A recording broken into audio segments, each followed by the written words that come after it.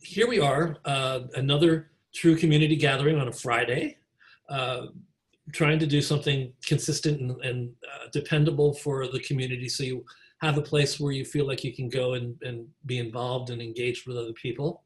So that seems to be working, and I'm really, really pleased that we have as much attendance and as much engagement as we do have.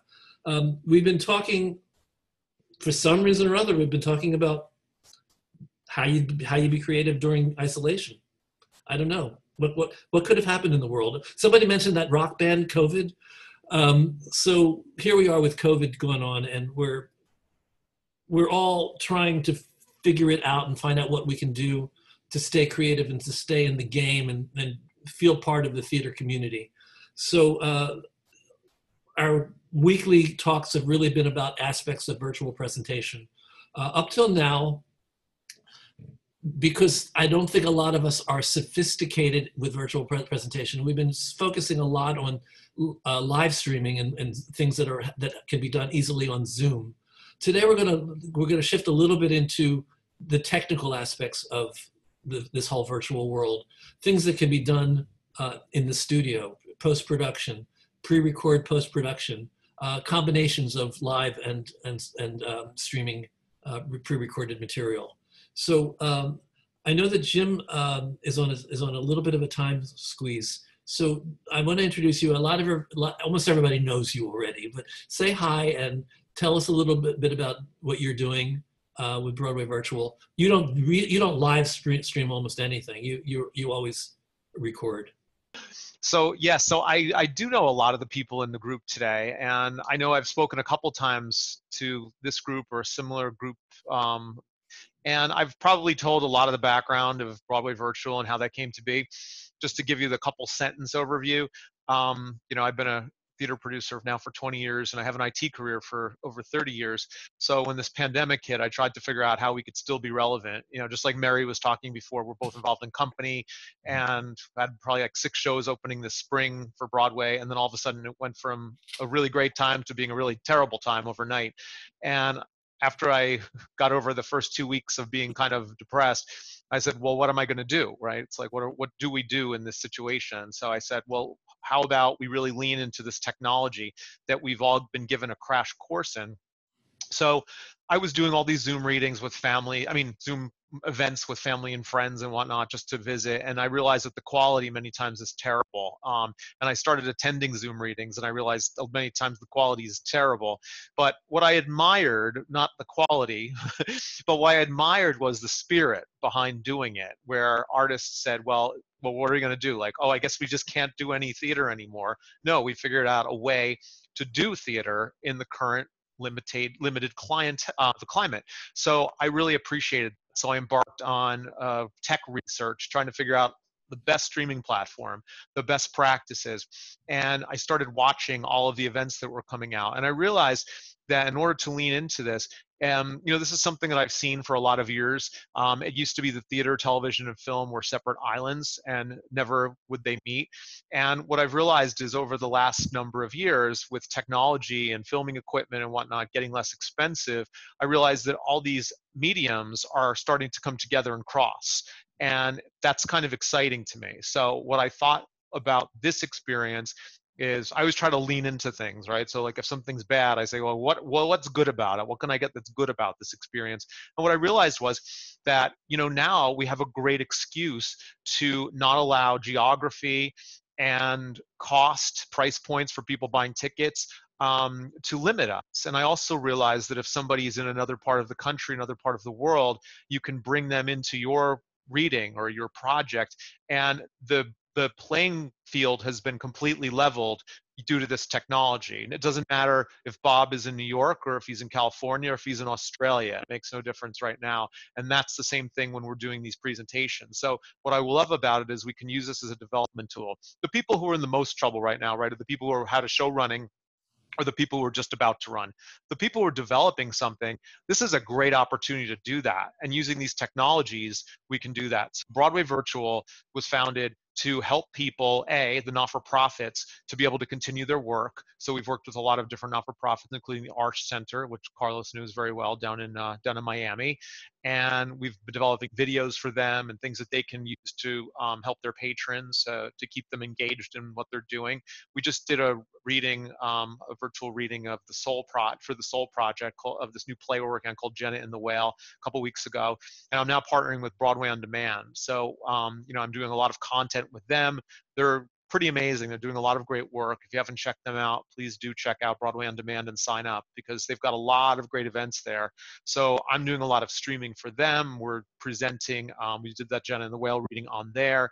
They have a whole ability to do ticketing and to allow people to come in and for you to stream your video. And they do a lot of promo. So it's a really cool type of an environment that already exists. So when I was first doing this, I was looking at all these streaming platforms and ticketing platforms, and I realized, you know, I'd kind of have to reinvent the wheel. So when I ran into them, they were already doing it because they're a literature house, they're a publisher, and they already had this platform in place from years ago, and now they're leaning into this, and they're becoming the ipso facto folks to stream. And on top of it all, they've gotten a lot of money in place to create streaming series, a lot of live unscripted streaming series, live type things like that.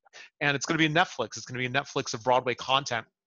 So I'm in the process of casting and helping them create 5 different master classes right now. So we're going to have like Bryan Cranston and Danny Burstein and all these terrific people, Broadway actors, Broadway directors, Broadway producers, and people who will also give people incentive to get through their first year as actors. So they'll tell the stories of what it was like for them and their success stories.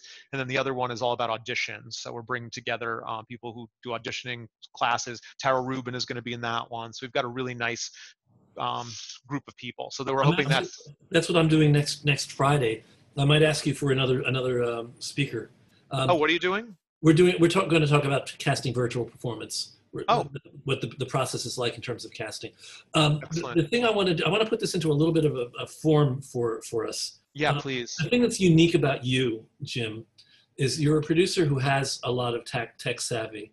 I don't know how much of the tech you actually do yourself, but you understand a lot more about tech than a lot of the rest of us, which is why you immediately were able to leap into this world, not just as somebody presenting a live stream reading of a new work, but as somebody who was trying to produce content that was really legitimate, professional, polished content for online presentation.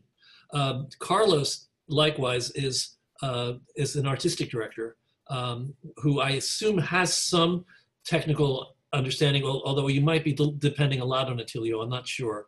I sure am, and I love it. And yeah, I love it. well, amazing. So and the other thing that we should say is that Jim, you actually know Carlos and Attilio. So tell us about your connection with them for a second. Oh, I just love Carlos. I don't know Attilio as well, but I know I'd love him too. But Carlos and I met because of our show Amparo and my partner Willie on Broadway Virtual and Broadway Factor, and we've got a couple companies together that focus on Latin theater and Latin writers and whatnot. And now it's sort of grown into another company called Broadway United, and that's focusing on you know, all people of different ethnicities and whatnot. And we've certainly underscored you know, Black artists into that mix as well. But yeah, we got to meet when I was down in Miami for Amparo, and we've become buddies over the last year. So it's great to see what you're up to. So we've got a lot of stuff going on too. So I think the question that pops up for me is how do you as a producer work with a technical team? And the same thing for you, Carlos. Both you and Jim are a little bit more the producer, and Attilio, you're more of the tech guy who really digs in it and makes it all happen. So let's talk about that relationship a little bit if we can. Sure. So what I've been doing is I've started creating teams of people, right? And what I do when I do tech, right? So when I did all this research in the beginning, I researched that myself. I mean, I have a tech background, and the way I always believe is I want to know how to do everything. So if I know how to do it, it doesn't mean I have to always do it myself, because there's only one of me and I get tired after a while, but I want to know how to do it. And then I can have a good conversation with a tech person so they can do it, and I can at least kind of gauge what they're up to, and we can chat about it together. So I've been putting together teams of people who can do editing, and they can do editing to different levels as well, right? There are some nice basic new editors who are very competent, and they're very eager, and they can bring things at much lower price points, but it's going to look like maybe a polished up Zoom presentation. We can move the boxes, we can make the sound even, but then we're going to want something on another level. We want something maybe where everybody's recording locally on iPhones, and then they're going to have all these different tracks, and they're going to have to put them together in one cohesive film and do it that way. And then there are other situations where you might want to actually go into a studio and do it in a really high-end professional way. So those are all different levels, and each one is fine, but each one has a different price point to it. So you just have to pick. I'm always about like picking the right level and not giving anything more, because then it's just going to be cost that you're not spending in a good way. So I've put together teams of editors, I've trained directors. Like I've worked with a bunch of directors now, and we've trained them in this tech world, because we have to realize this is not the same thing. A lot of directors go in this thinking like, yeah, I'm a theater director. It's a theater piece. But you're actually more in the film world when you're doing this. So what I do too on that, right? If you watch these Zoom readings, a lot of times somebody pops up, something goes wrong, somebody's screen goes blurry, somebody doesn't turn their video off when they're not in the scene. So there's a lot of things like that. So what I've come to the conclusion is, with our virtual directors, we're basically going and treating it like a film. So we'll film one scene at a time, even if it's on Zoom, and we do it. And if it's bad, if there's mistakes or the video goes out, no worries. We go back and we do it again, or we film the last couple minutes of it if it's a really long scene. And then when we cut, we actually use, what you'd use in a film, the chalkboard. I forget the name of it, but anyway. The slate. The slate, thank you. You can just clap and it's fine. That's right. You can see the number on it though. So they hold the number up and you see what take it is, and then they can identify that. So we're really treating this like a film. It just so happens that Zoom becomes our medium to record it in some cases, and in other cases it ends up being an iPhone that's local. And of course you get a better recording because that's a great camera and microphone. Yes, Bob. Question, are you talking about filming things where the actors are in the room together, or are we still talking about virtual isolated performance? Just like we're doing right now. Okay. Just like what we're doing right now. Yeah, we're still talking about all virtual. So everybody's home, and everybody could either be recording on their phone, which is more complex. They could do it on the Zoom, but I'm still using the tool as if I'm doing a film rather than a theater piece. So it doesn't have to be live. It doesn't have to be run through, because I record everything and edit it. Even if it's a simple edit, I still record it and edit it. So I don't like doing it live. I worry the whole time. I've had a couple times where you do it and in rehearsal it's totally fine, and then somebody's video goes out or you can't hear them, and then you're in trouble. So I feel like use the benefits of the medium that we're in. So we record it, we edit it, and then we stream it, and we can sit back and not be worried. We're like, yeah, we know what we're going to show you. It's all right. Are you able to place the frames in specific ways that you want them to be? Yeah, absolutely. You can do that. So you're not using Zoom. So tell us what you're using. No, we use Zoom, and if we do Zoom, right, we've got blocks here, right? They may not be the way we want them, but that doesn't mean an editor can't go in and grab the block and put it where they want to on a screen, right? They can move these blocks around if they're doing an editing job. You can't do it if you've just recorded it this way and showing it like cold, but if you edit this, you can just use the video from this footage. And the other way to do it is you just record everybody individually on their iPhone, which is a better camera, better microphone, and then they take all that footage and then they just lay it out the way they want it to be and put it together and mix it, and then you've got a film that's probably a better quality than this. But this isn't so bad if you just want to do something quick. Yeah. You might need some editing software, I would think. Yes, you will. An editor. You need an editor. Yes, That's the thing. We're onto the film world now. This isn't just a theater piece anymore. This is now a film. Carlos, tell us a little bit about how you what you do creatively and what you do technically in terms of creating your online experiences. Sure. Well, theatreC was created to make unique theatrical experiences live, and now we're really leaning into the online content, a lot of digital work. Our first thing was Cuba More, which was it was supposed to be a live concert at Joe's Pub, and we turned it into a streaming experience. But it was a hybrid. It was a hybrid of me hosting live and using a streaming service, but then at the same time we had an edited thing that like Jim said. We wanted to create something we wanted to lean in on the idea of theater because it's still got to have a live element for us in some way when we create work. And so we came up with this hybrid way of doing it. I mean, Attilio is completely so important in creating this because he comes from a gaming background. I mean, I'll let him talk a lot about what that's about because that's really helped us immensely as to how to approach this work. But I guess what you could think about is the kind of how we come up with the ideas is that Attilio and I start talking about what kind of stories do we want to tell, and we really want to use the medium. We're really interested in not just doing readings and sitting back and doing that and editing beautifully, or we can do that really well.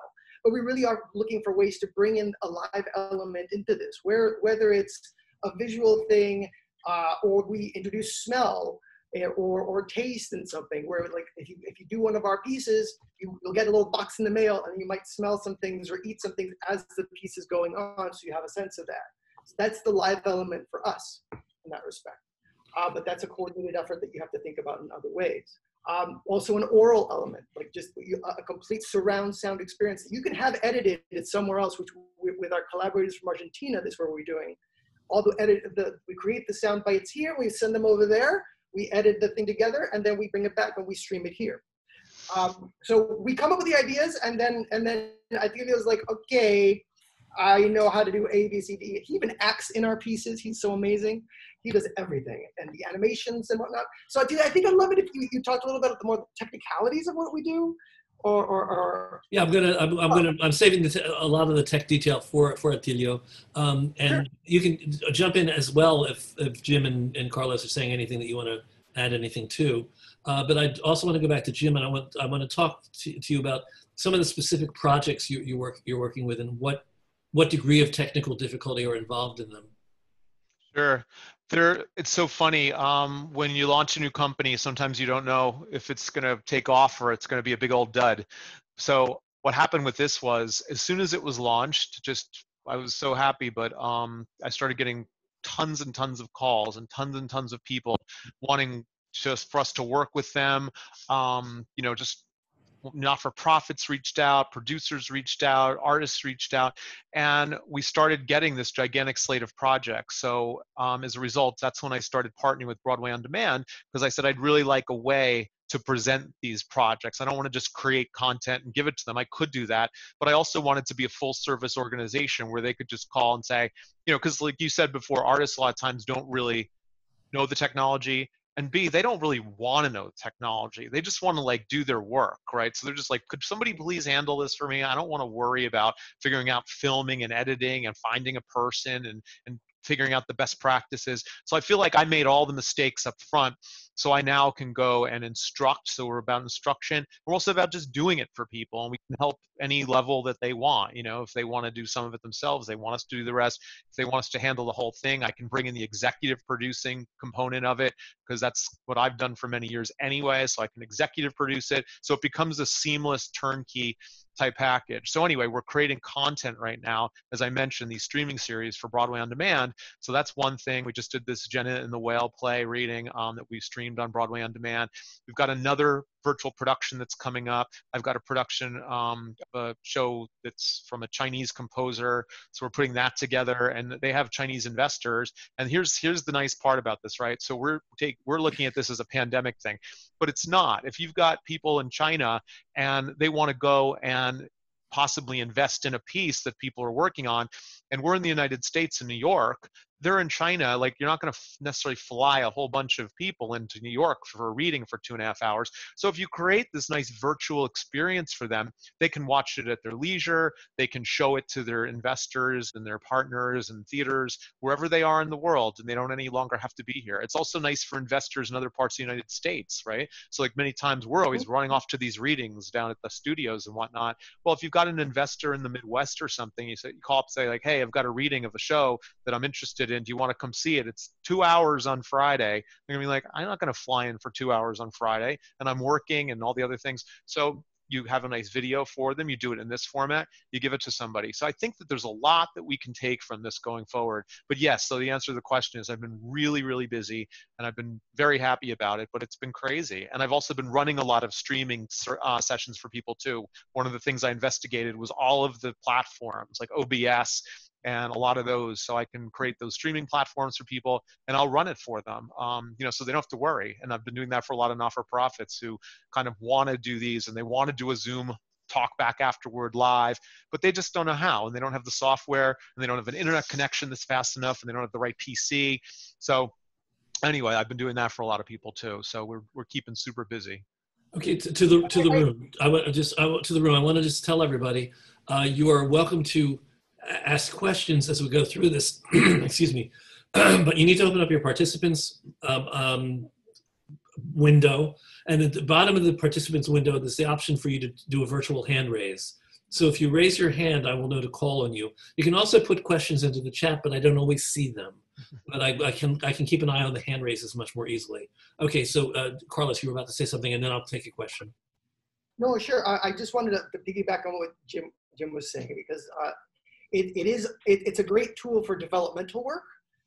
It's an amazing tool for that, because as you said, all these curators or investors or producers can see it and see it in one form to see what it could be later. But I really think it's not just developmental work. You could actually create really a powerful work on this that's just specific to this, and it brings up a completely new experience. I think that's something that's what we're going to be keeping after COVID gets handled. Yeah, the ability. Sorry, I think something that Jim said, that there's of course limitations and problems and frustrations around the software, but this idea of accessibility, one, I think is really important. The fact that so many people can now watch it is something that's unprecedented, and two, the ability to do sort of cross national and international collaborations, right? To be able to be like, let's bring people in from different parts of the world, and sure, they may not be physically there, but we can have that collaboration, which is an instinct that just wasn't part of the theater community before, because we always were limited by space. Like, it was so attached to space.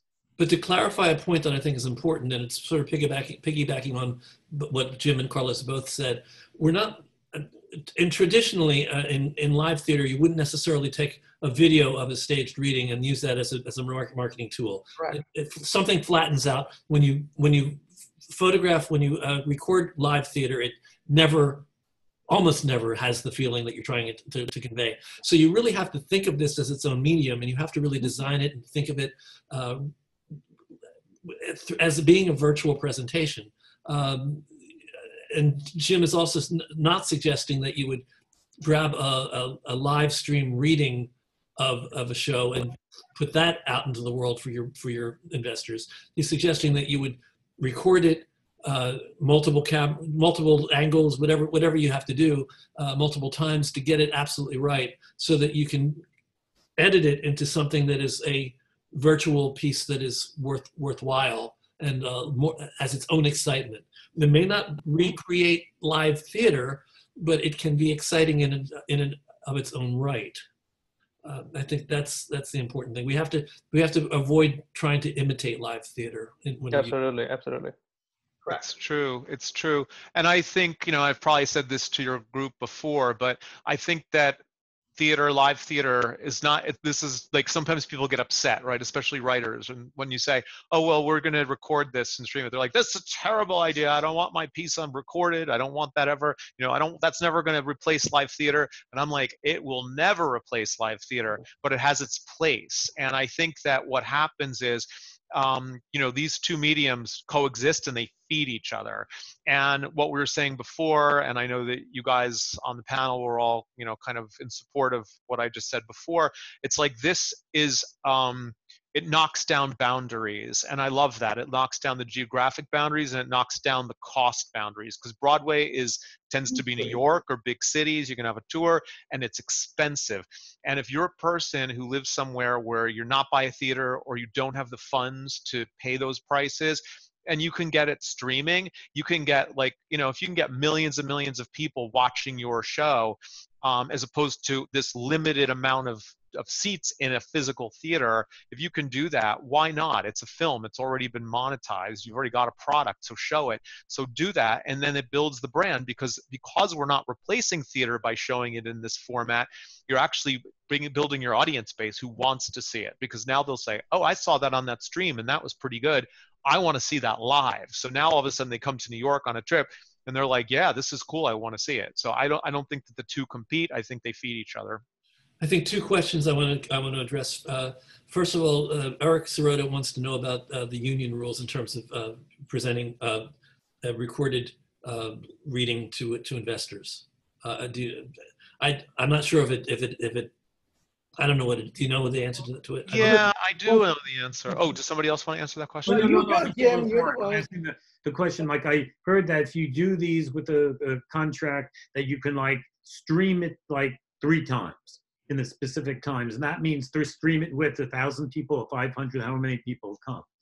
Okay, so Jim, so what the bad part is, I mean, this is the reality, right? So like, we're 4 months into the pandemic, and theatreC still really doesn't have a virtual contract in place. Right. So still, the only way that you can legally do this to a big group of people and make it very public, right? Public is really an important word here. The only way you can do it public is by going to the theater authority and getting them to agree that you can do this as a benefit for a particular not-for-profit organization, and they'll usually approve that, especially in these times. They'll approve it. Then you go to equity, say, we got approval from the theater authority, we'd like to do this, and we'd like the ability to leave this up for like 4 days, and then you could keep it up for 4 days and let people continue to stream it. And it's really about raising money for an organization. Now, that's all well and good, and that's what everybody's sort of been doing when it's a public event. But the problem is that doesn't help much when we're talking about a virtual reading for fundraising purposes and for more private purposes. You know, it's like that's like what we're talking about is developing something and showing it to people. So right now, you know, what I did get them to say, right, because I don't think they're going to come up with a contract for a while, because they're about to have a changing of the guard over at Equity, and they don't want to pass any rules right now that are going to be in place for when the new group comes in. So they're really waiting for this new group to come in. So I think we're still months away from virtual contracts, because they hate virtual also, right? They're like the writers. They're just like, I don't want anything virtual, because they feel like they lose control as soon as you record something. So recording and theater and this is part of the problem. We've never really connected the two. Now we're being forced, right? Because we've got no other way to do it. What about that? Yeah, it's rough. It's rough. And for Ellen, yes, when we say it's like film, we do mean it's digital. I mean, we're not talking about a camera and filming something necessarily on film. It is a digital format. But what about SAG? What about SAG? Well, Can we not go there? Can we go keep on technical right now? Yeah, no, I'm just saying that can one do this and then send a link or send it to an individual producer, theater company, someone interested, not for live streaming? This is Eric. I'm going to stop you, because this is a legal conversation that we should be having with an entertainment attorney. We have technical people and artistic people here right now. So let's take advantage of what they know. Just to comment on that, though, I would personally do it privately. I would do it with a link. I would do it with a password and a link and show it to them, because as long as you're not making it public, it's a very gray area. So I choose to err on the side of, if I have this video and I want to show it to an investor, I'll give them a link and a password and let it expire in a day. Then they can watch it. As long as you're not out making this public and going out and doing press releases about it, there's a lot more leeway. They're just scared you're going to like start putting this up on the web and people are going to take it and you're going to be making money off of the actors. That's the main fear behind this. Okay. The last thing I'll say on that is, like, we also just don't use union actors, use non-equity actors to do it. You can do it. We've done a lot of work that's been with non-equity and equity at the beginning, because nobody knew what was happening. So, you're right, Carlos. It's true. And the actors are upset about this. They're as upset about it as we are, because they're being protected out of work. So it's not good.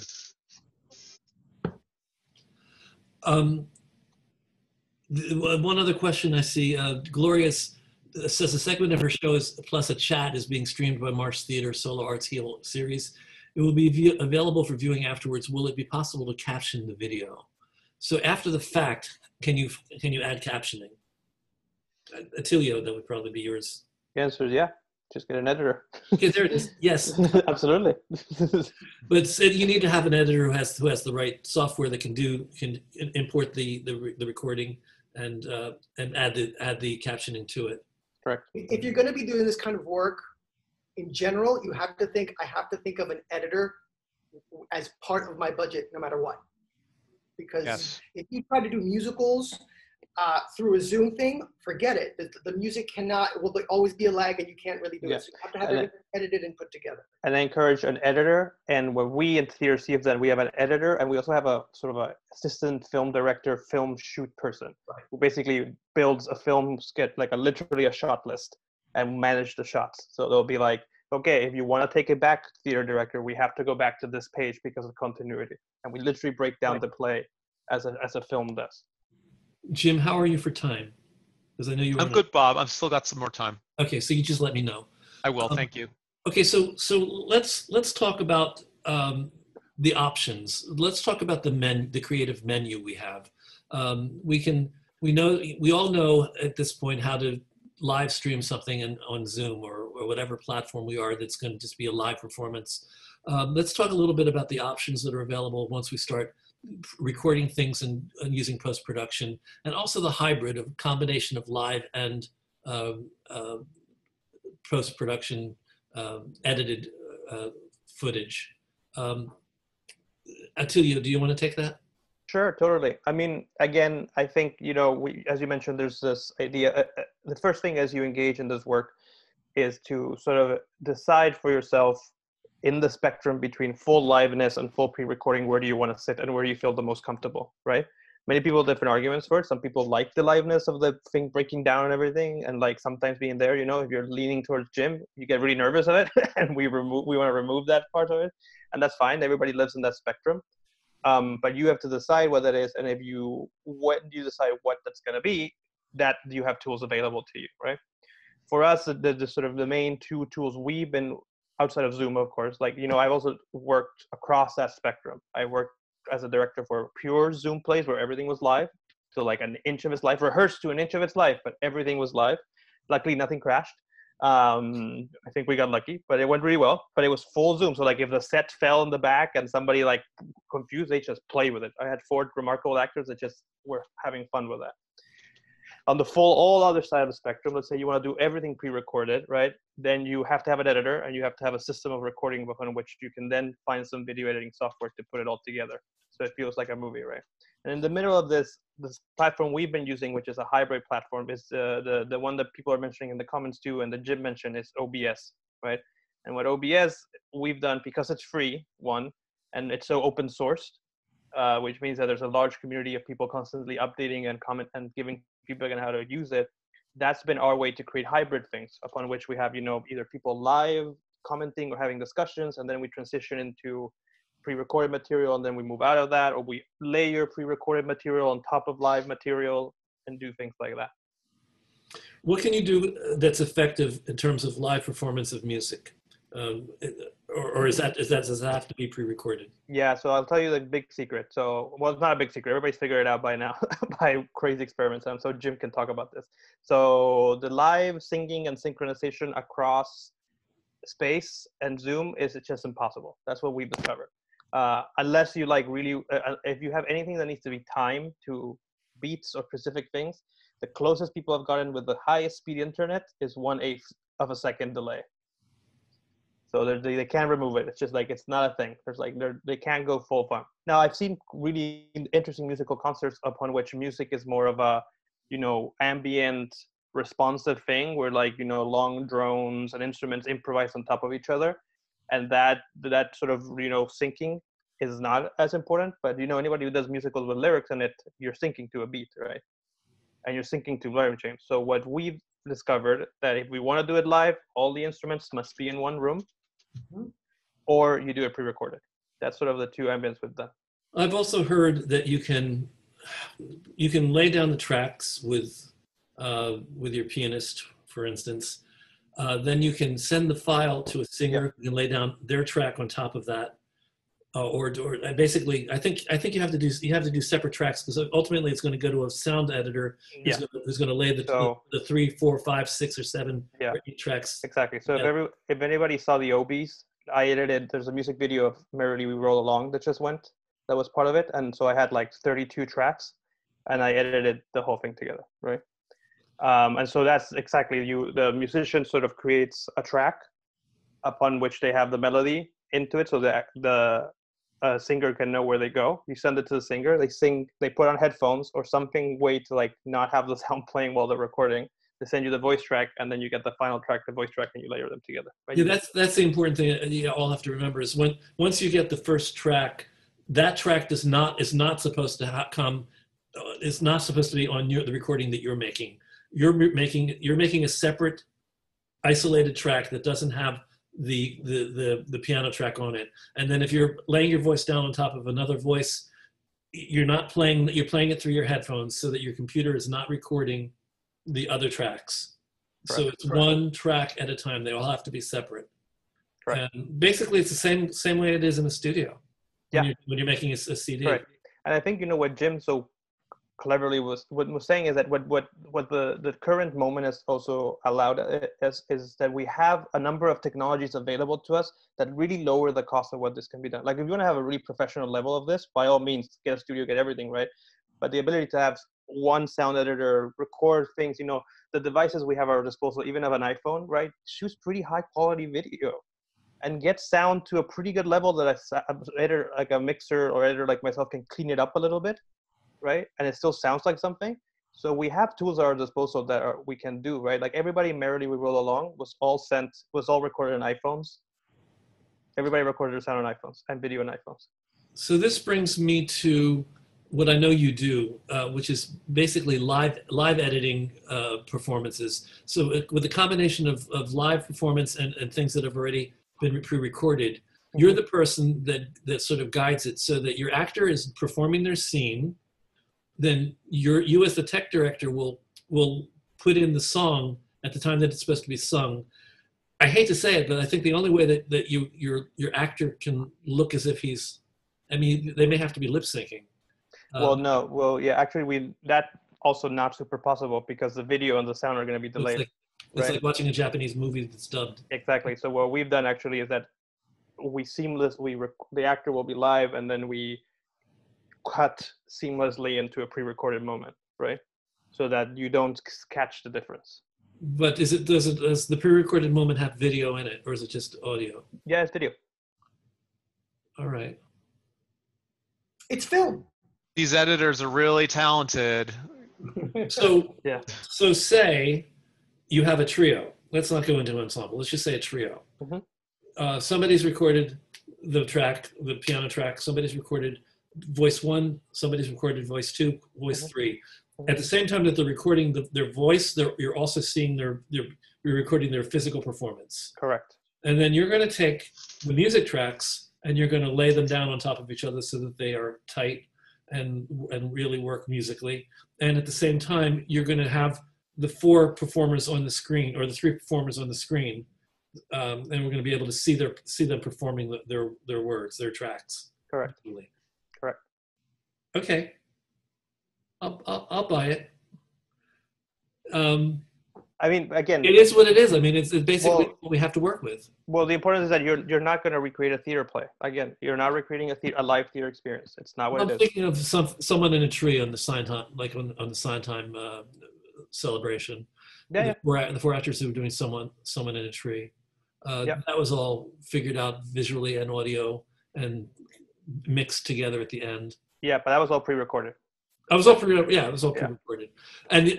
And the live parts of that particular event didn't have anything to do with the singers. Correct. And secret, all of it was pre-recorded. I worked all of it, except for one host. It was all pre-recorded. Don't tell anyone.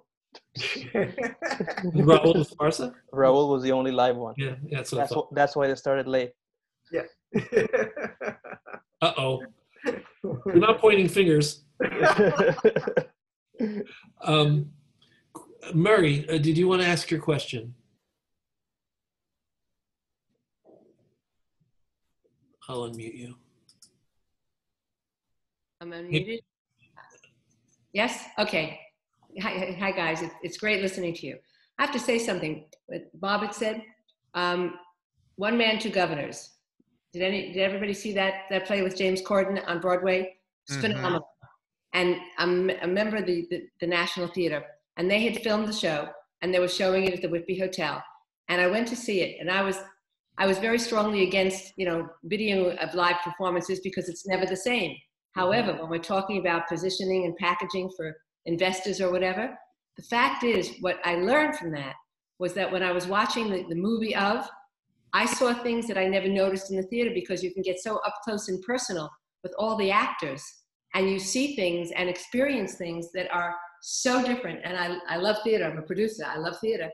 But all of a sudden, it opened up a whole dimension of how it can be positioned and packaged for selling purposes. And it was really true. And I'm interested in I know Bob's feelings, but I'm interested in your feelings about that as well. Well, I think you just made you made a convincing argument that sometimes it works. So, I mean, if it works, it works. The question is, what did they do then? What did they do? Well, the National Theater can almost do no wrong in many ways. Even something else. Did anybody here see Lungs?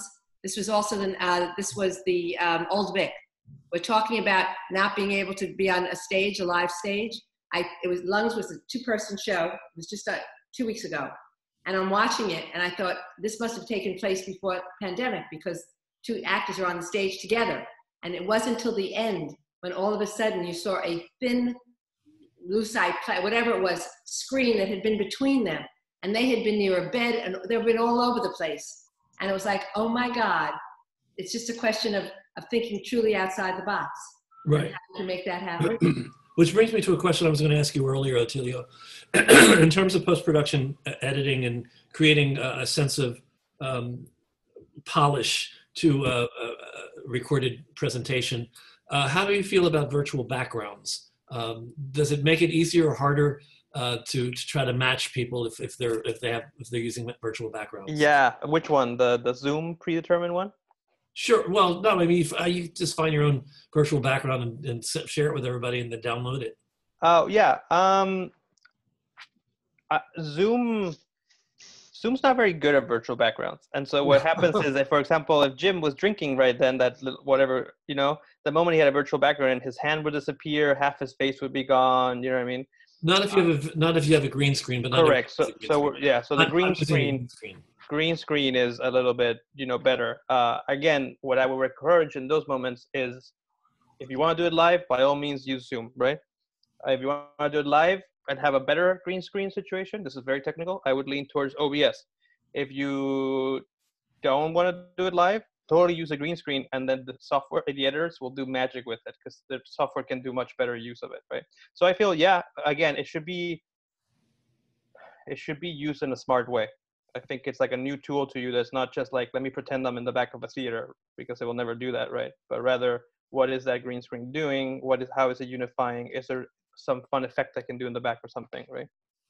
Do you have anything you can share with us? Any examples of work and how you've combined live and filmed? With green screen or just in general? You pick. Dealer's choice. You choose. Well, the big sort of live hybrid we did was Carlos Cuba, no? Do you want to talk a little bit about that? Okay. Sure. I mean, the Cuba War, are you going to be able to show it? Yeah, I'll show. Bob, you need to let me share screen. Okay, so. Make him a co-host. Yeah, I know. Okay, I'll shut up. Yeah. So Cuba Moore was this, and Jim, you saw this. It was a concert in which we wanted to bring in a live element, and it was me in my living room, and there I am. Hi, and that was they streamed me in from a Zoom call, right? Yeah, Attilio, and then as soon as I was done, boom, it was the movie itself, and it was using OBS. And the thing that I want everybody to notice is the backgrounds are not random backgrounds. These are backgrounds that you chose. Correct. Right. Correct. So that's part of the creative process as well. How you present the backgrounds when you're putting the frames on screen. Right. And the backgrounds can move, and they don't have to be static.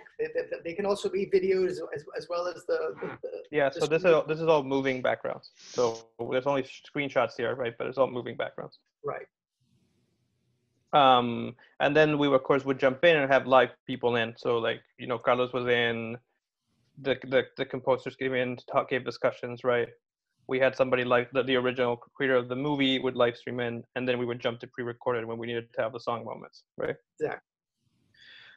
But then the next thing we did, which is all fully recorded, is all of a reading format, right? Is a reading we did for the Miranda Foundation's Voces Latinx Festival finalist, where again, we had, you know, this was all extracted from Zoom, but we laid it out in more interesting, exciting ways, right?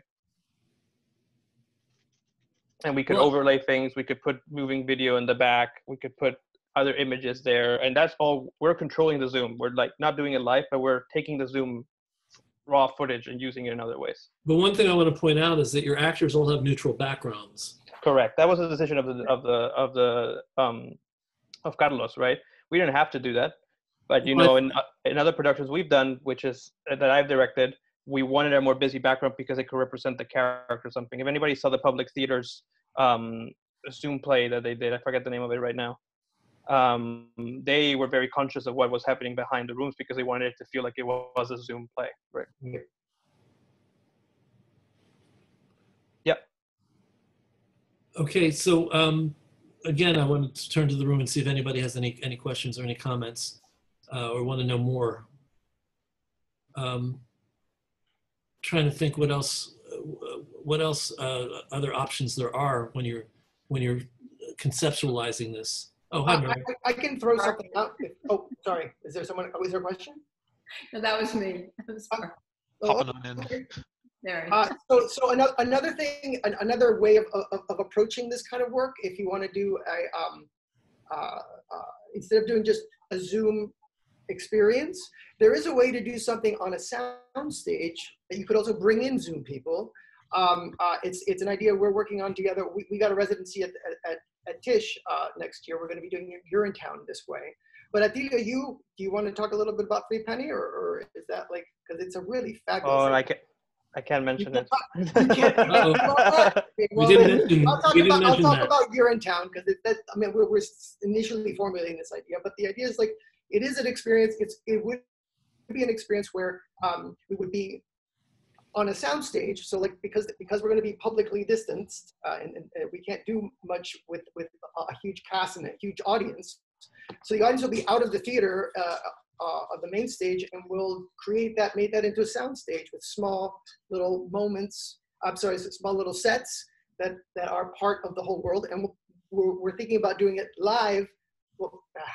We're like a one camera, one long take for like one scene, for example, where we get a sense of the entire scene, but we're meandering through as a live experience. Kind of like what the NBC musicals were the live musicals that were done.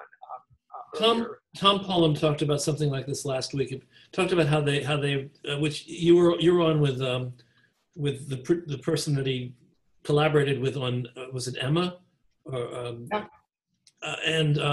He said that right now the rule is that they can actually do things in a room with one actor and one technician. Mm-hmm. And then you can bring somebody else into that same room and photograph them with the one actor and the one technician. Mm-hmm. And basically he is getting a lot of footage that way, and then it's going into editing and post-production, so that it becomes scenes. So people are not necessarily acting with each other; they're acting alone. But you put it together, and it sometimes magically works. Yeah, green screen acting. That's the thing that we in our last read did a lot of that because we wanted to have people talking to each other from the squares or up and down. So we have to make sure that they're looking at the right way or looking at the right thing. Or there was action that made us look like, oh, I'm zipping up your skirt or your zipper from your dress, and then they'll have something on the other side. Like we played around with that just to give a sense of some theatricality. And RK is reminding us that the public theater piece we're talking about is Richard Green's. It's Richard Greenberg. what we need to talk about. And now there's another one that's available for viewing as well, I think. Yeah, I think this is an important play to look at because they conceptualize it for Zoom, understanding the medium, rather than like, let's try and replace it to look like Zoom. It was all conceptualized as a Zoom exchange. I might and, have a link. and the Auckland Theatre Company in New Zealand also did that with the signal, and it was a brilliant way of doing that. I'm going to actually put the link up for that because I just found it. Oh, great. It's great. Everyone, hello.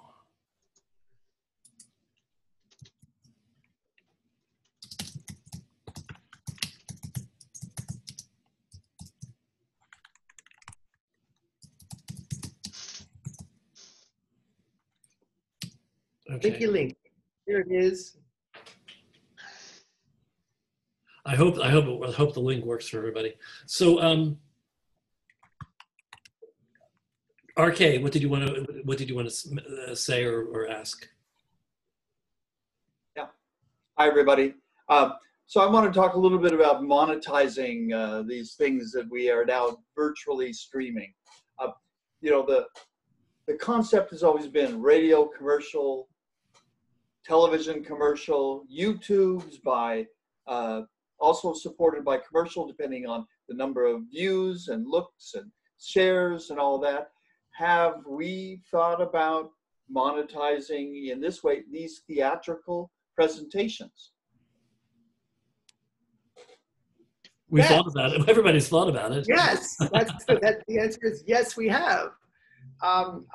We've been thinking about like how we can. I mean, at first it was when we did Kuba More, we were just saying, if you want to donate to us, please do so. That's great. And suddenly there was this unexpected inflow of funds that we thought, wow, okay, people are really supporting this. It's exciting. You can monetize it. You just have to make sure that the unions are cleared, and then the agreement is clear with the writers, or whatever agency to be discussed with. But it's its own complicated legal thing. If you're asking technically, like through a platform, Jim, can you talk about that or? Yeah, absolutely. I think that you bring up a really interesting question, the idea of monetizing, right? I mean, it's nice to be able to make all this stuff, and then what do you do with it? So basically it's been, we're kind of on this journey here to figure out where this is going to be, right? So it started out as being, well, we just want to be creative, let's make things. Oh, let's do it as a benefit for a company because we want to make it. Let's hope we can raise money for them. Let's hope people will say, oh, I want to support that organization, so I don't mind donating money to the organization in the spirit of watching this musical or this video or whatever the thing might be. So that's great. But the next part about it becomes, how do we transition that free thing under the auspices of supporting a not-for-profit organization to actually us having enough value in our product that people are going to want to pay to stream it? Because we haven't really been doing that, right? We haven't been charging to watch streamed shows like this. And even a platform like Broadway HD, they've got, a bit of a subscriber base and they have a bit of content, but if you really look on there, there's not that much stuff. And it's hard because a lot of times, because we were talking about before with the unions, they don't necessarily want to embrace recordings. And, these clever people like Streaming Musicals, they came up with this idea of doing under SAG contract, and SAG of course doesn't mind at all, right? If you're doing videos, that's what they're used to doing. So that's a way to create that. But there's a different expense, right? I think these guys were touching on it before, that now we have this editor involved and we're making a film. And if you look at the models of theater and film, theater is one of those platforms, one of those arts where you don't have to spend all that much money up front. It's when you get down the road with it that it starts getting really expensive. Film, on the other hand, it's pretty expensive up front because you've got to worry about all these locations and special effects and all this big staff of camera people and then editors. So by the time you get it in the can, right, like a lot of times people go and they film and then they never edit it. They're just like, well, I don't have any money now. I just spent it all on the filming process, and now they don't have any, they've just got a bunch of film that's never been made anything into. So there's a lot of films that just die and never end up getting edited and finished. So I think what's really interesting about this is that how do we make this something that people want to go and pay for these streams once you have the product? And I think that, you know, we live in a world of Netflix and we live in a world of Amazon Music, and this isn't just indicative of this. This is like our world now. And unfortunately, I've been having this debate for so many years about, you know, people who are recording artists and whatnot. And they're like, you know, some of these people, they're like, I'm not even going to put my stuff out on iTunes or any of those things because I don't get, like, Spotify, all those things. Because there, it's just like a library. You pay a subscription and the artist gets like a penny every time somebody listens to their music, right? And it's like you don't have to buy it anymore. So the value of this these digital pieces of art are really not valued monetarily anymore because they're so plentiful and they're out there for free or for practically free. So these artists are not doing well like they used to when you could buy a physical representation like a DVD or a cassette or something like that. So I think what we have to do is, you know, this Broadway on Demand has the idea of making a Netflix-like streaming platform, which I think is good because it's just the where we all are going. But we have to kind of progress into this carefully and figure out where does this land and how do we make money off of it. And I think a lot of the times, you know, what's going to drive people to see these films and get the money up front to display it on these kinds of platforms is unfortunately going to go back to who's in it, who wrote it, you know, all those things. Like if you go on Netflix, there's an endless amount of content. I can't even believe how much new stuff is on there every day when I look. I'm always just like, oh my God, where did this come from? And most of it is not good. And most of it are things that you would never watch. And they're just about quantity over quality on there. So, you know, you can watch things forever, but you're not going to get a lot of great stuff on there. It's slimmer picking. So anyway, I think that we've got to figure out how to monetize this. I know I'm not like really answering your question, but I don't think we have an answer quite yet. So therefore, that's why I'm sort of leaning more into using this as a way to push my eventual product and to develop my product rather than banking on that I'm going to get a lot of people to pay to watch my video. That's kind of where I am. And I know that's depressing, but unfortunately, it's kind of the nature of entertainment a lot nowadays. The monetizing sort of hinges on the new media contracts, which it seems at the moment are the pretty much the option to do it through SAG and AFTRA. I don't know what they are, but that just means it's going to be very, very expensive. And then you're monetizing it to try to make back even more money that you're spending. So right now, I think that the only answer really is to work out what that contract is with SAG-AFTRA and find an economical way of creating product that you can charge for. The more, I think when you start charging, I think the actors get paid more, don't they? Yeah. So I mean, and you also have to consider, I think the big question also to consider, how do you monetize this in a way that's, you know, you can't be charging your normal theater tickets for this, or can you? Like, what is the range of price that this goes to, and what will people pay for an experience that they feel is, you know, and what, that's always a question for me, because, you know, already you can't, it's something else. It's not a Broadway show that you're going to go recording, right? And so, and we're hoping to make it more accessible for those platforms. So what is that balance between and a more accessible price point, but also sustainable that it is monetizing, right? I agree with you. Well, I think what we do in this case, right, is unlike a theater, a brick and mortar theater, where we've got an X amount of seats and it costs X amount of dollars to run, you know, this is where we're going into the film territory where you have a product and you can use that. You could stream it 1 million times if you want to, and it doesn't cost you any more than it does to stream it once. So I feel like bringing people in at a lower price point to begin with and getting them excited about enjoying this sort of a thing, it's kind of behooves us to charge a lower price point, but yet get lots more eyes on it, right? So even if and then you've got people for the future who are going to follow your product, and you're actually using it as a marketing tool for your brand as well. And I think people have to really get into this. And unfortunately, we've spoiled people because they're not valuing streaming art, right? They're just like, you could sit there and watch Netflix all the time for your $15 a month or whatever it costs. And, you know, it doesn't matter. So people aren't really valuing it. It's not like you got to pay for every single thing you're watching on Netflix. And this is kind of falling into the similar background, I think, when we get into the streaming of these types of videos. Okay, let me just add one more thing on this.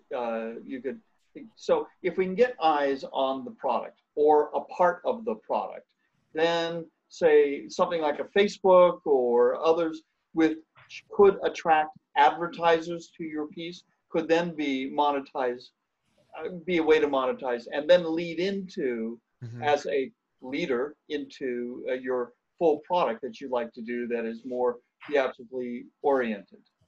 Yeah, I agree with you. Well, you know, the other part you can do on that, you can be creative, right? There's no rule, but you can kind of think about a lot of stuff. I mean, if you were doing a streaming, you could, you know, and if it was something that was getting some eyes and some attention, you could put like the little banner, you know, Carlos was showing before about like OBS and whatnot. You can put like a little banner for like sponsors on the bottom. And if you've got a lot of eyes on it, that may be very interesting for some of these big companies who'd like their brand to be out there a little bit more. I mean, you can't help but take your eye off their banner through the whole video. So there's lots of things you can do there. I think it's just a question of getting popular enough that people actually want to watch your piece, just like anything else, right? Yeah. All right. Well, thank you. Pleasure. So guys, you can come into the room with your video if you have other questions, but we're going to wind down now. But feel free to come in, show yourself, ask any additional questions that you might have before I let these nice people go and have dinner. Hi, Mary. Hello. The darling. That was good, guys. That was so good. It really was. Anyone else want to come into the room? I'm looking for more plays to do. That's what I'm Hi, Jane. All right. Hey, Jane. Hi, Jane. Jane, these are concerns of yours too, I'm sure. You know how to monetize virtual presentations, virtual products. Yeah, I mean, I've been doing these indirectly as board president of a nonprofit. We've done this, but we've done it in terms of the Theater Authority as a fundraiser for our company. And the one time we did it was incredibly successful in terms of a fundraising tool, consistent with all of my fundraising webinars and calls that I'm on that talk about how generous people are being during this time. If it's of interest, when we did our play reading series, we did two readings of two different plays, and it was a pay what you can situation. Our average ticket was $25 that people were paying. We had some people who were paying $3, but you know we also had a couple of people that were giving us $100. So, but again, that was because it was a benefit, which is kind of different. Doesn't solve the commercial aspect of it. My thoughts right now are that I think when Lung was done, people paid a lot of money for it. It was a really special event, and the anticipation and of the quality being really high made it possible for people to be willing to pay. I think there's been so much content, not all of which has been great, shall we say, that people are reluctant to pay in advance. But if you have something where it's pay at the end, or making a plea at some point during the show, that seems to have greater success. And I think until we, when we have the streaming services that are doing this and we know that there'll be better quality consistently, then I think the ticket prices will be standard and will go up and people will pay for it.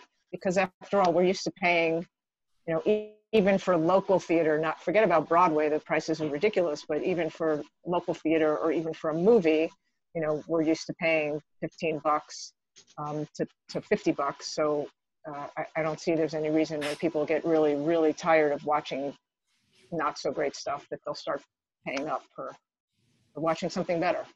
To give another point of view, though, I hear from a lot of audience members, theater goers, theater lovers, who just love the experience of going on and seeing these readings.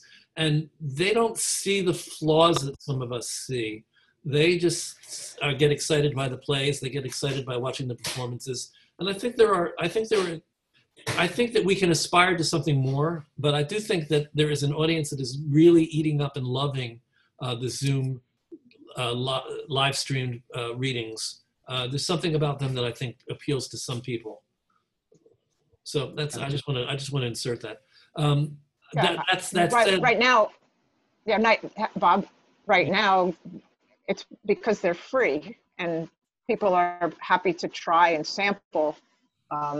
I would feel very comfortable in saying that if you put a $10 or $15 ticket price on it, you're going to lose a lot of those people who are sampling because they'll sample something that's free. Yeah. But there will be a time where these things start getting monetized on a regular basis, and more of them are doing that now.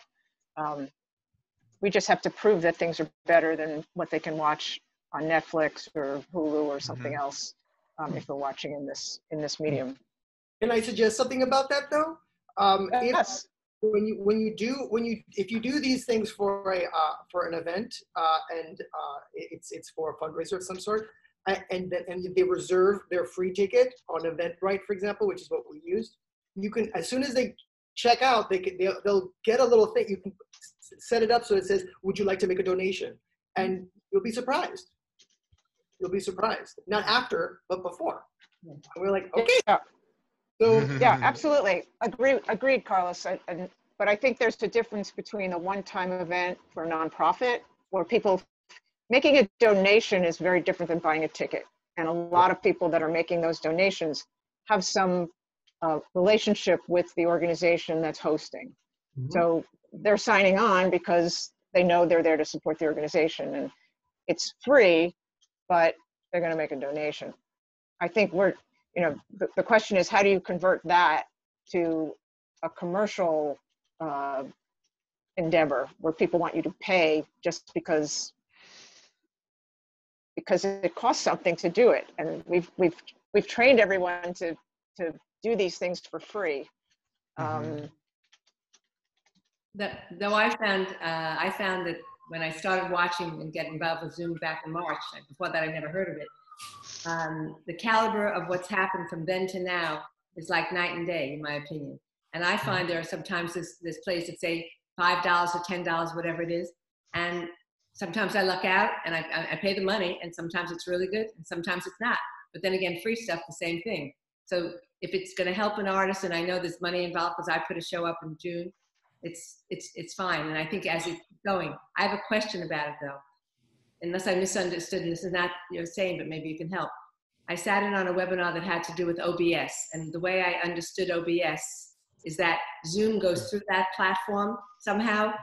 But can you explain exactly what it does? Because if you can. Sure, Mary, I can explain that. I know that all these guys can too. But basically, OBS is like you're a studio. So right now we're on Zoom, right? So we're direct here. There's nothing in between us and Zoom. We're just our camera, and we're going right here and we're broadcast. When you're using OBS, it's sort of like a middle software. So what you're doing is you're actually think of like Chris Cuomo on CNN. I've watched more of that in the last 4 months than I've watched in the last 20 years. But what they're doing, right, is they're putting him together with guests who are coming in remotely. They're putting up little things on the bottom, little scrolling banners, information. They're going to video clips. So somebody's there running that, right? So that's like a piece of software that they're using. They're not just throwing him right on the air. They're putting him through this software, and then they can change what box he's in. They can bring people in from the outside. They can put text on the bottom. So OBS is a very similar kind of a situation to that, and it runs on your PC. So you actually have the ability to create scenes on the OBS software. So you'll say, hey, I want to put a picture of Mary. I want to put her her video camera here. Then I'm going to put somebody else next to her, and then I'm going to put a bunch of text underneath. And you're going to line up all these scenes so you can go and switch them out. You prepare it up front as much as you can, and then you just switch it out. And while you're streaming live on a platform, whether it be like a YouTube or a Facebook or Broadway On Demand, all very similar, just different outputs for that, you're hooking up to those platforms, and then you're sitting there, you hit the start streaming button, and you say, all right, now I want to put Mary live on there. Hit the button, and now you go on to the thing. Oh, I want to put a little picture up. hits the button, and now that's live. So it's a way for you to control what's going up there. And the other fun part is they have a thing on there called window capture. So if you're doing a display of like a movie, if you're showing one of your films through the OBS, it's really running on your computer, and you're streaming it out to the platform. And then afterward, you could do a talk back by saying, I'm going to bring all my guests into the Zoom, and I'm going to grab that picture as one of my OBS windows. And then you're basically streaming your Zoom session that's running on your PC out through OBS. So it looks to everybody that they're just watching you on your Zoom thing. So it's kind of fun. Thank you. Just to emphasize something that Jim was saying, or explain it maybe if it needs explaining. You have a technician working this. Basically, the stage manager function in live performance is now taken over by a technician who basically is moving the moving parts around. Absolutely. And it feels like Jim's analogy is like perfect, because it feels like a TV set. Like when Carlos was doing this, I was on Zoom with Carlos going, Carlos, you're going live in 3, 2, 1, go, Carlos. And then I changed the scene, right? Yeah. That was perfect because I'm very visual. So I got thank you for that setup, because now I got it. Absolutely, sure. I think the big takeaway is to understand that a tech person is pretty crucial. You can be your own tech person, but you have other things. You have other things to think about. That's our stage manager.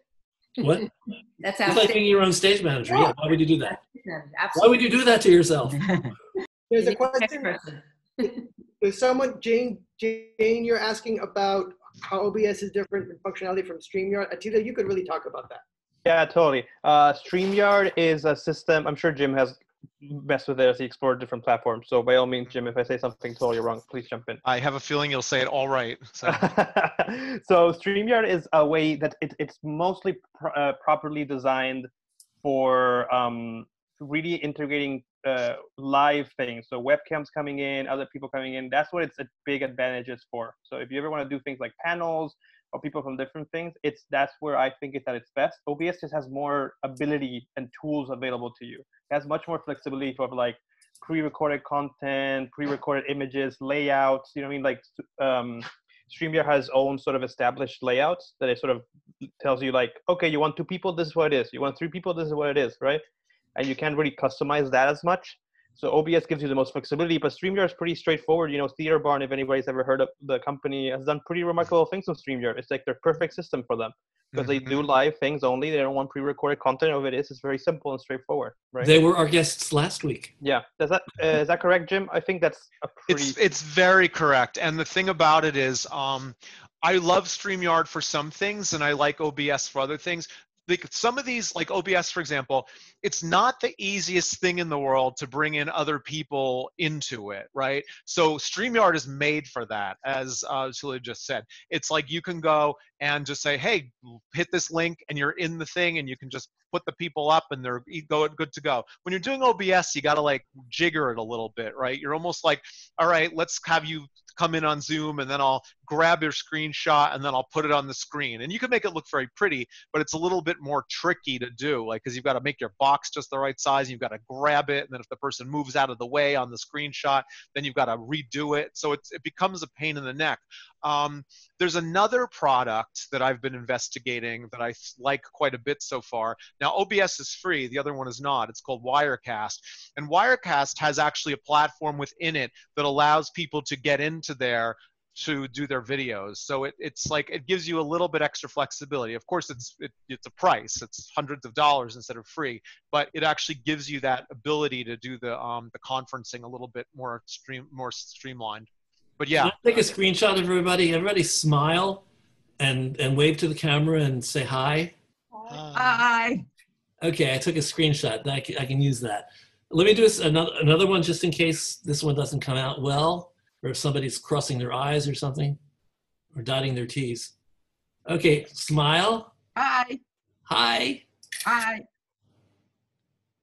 Okay, thanks.